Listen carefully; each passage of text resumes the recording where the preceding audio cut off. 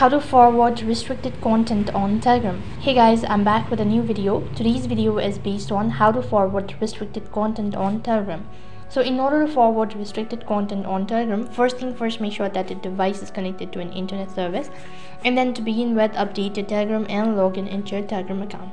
In order to forward the restricted content on Telegram, you'll need to tap on the search bar and then type in save restricted content on the search box. Now you'll need to start this poll, so click on start.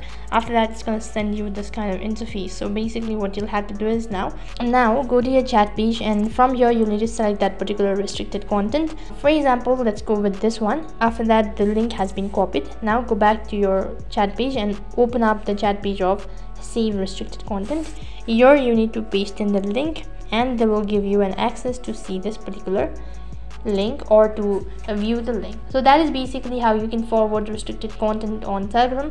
That's it for this video. I hope the video was helpful. If it did really help you, make sure to like, share and subscribe to our channel. Thank you for watching. See you in the next video.